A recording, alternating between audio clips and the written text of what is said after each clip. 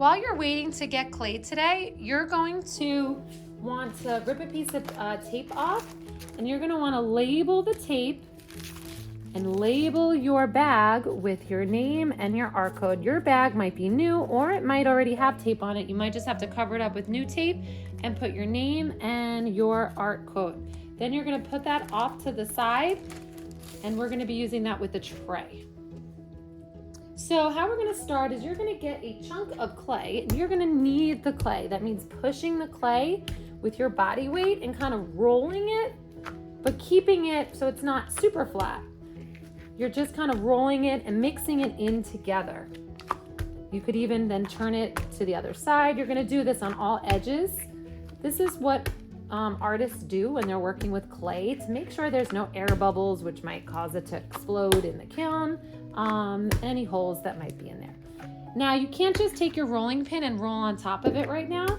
You are going to have to get it to be a little bit flatter. So now I'm going to kind of push down on the clay and flip it. Push it and flip it.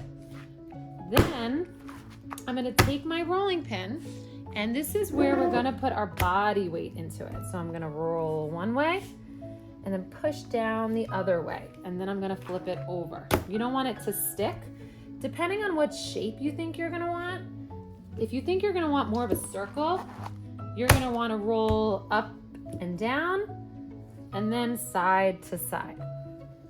If you think you're going to want something longer, then you might only roll up and down. Now, I'm almost there. You want to have like the width of your pinky. This is probably a little thick, but if I want to get a texture now, what I'm going to do is I'm going to place this burlap on top, and then I can just roll up and roll down with this just a few times, because again, it's going to get thinner each time you roll. So now I can check, see if this is a good thickness, which it looks like it is. And now I'm going to get a stencil to cut out the shape of my slab. So I have either a circle, a square, or a rectangle. Now this rectangle is not going to fit, so I would have needed a little bit more clay, but if you wanted a rectangle, I could give you a little bit more clay for yours. Or you would have just need to roll it up.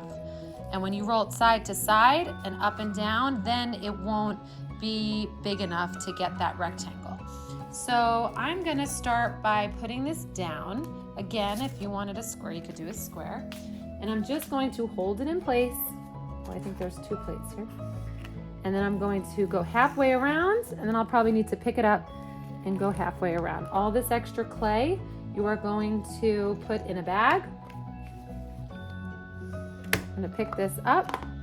Then you are going to take whatever shape you have, place it on a bag, on a tray.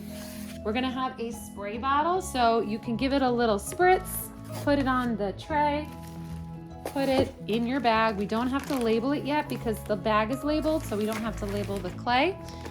And that's all we're gonna do today. Next class, we will turn it more into a plate. Right now it's just a slab, and we will be able to press some different tools in if we want to get some different patterns. Now I'm just going to show you quickly what it might look like if it was a different shape.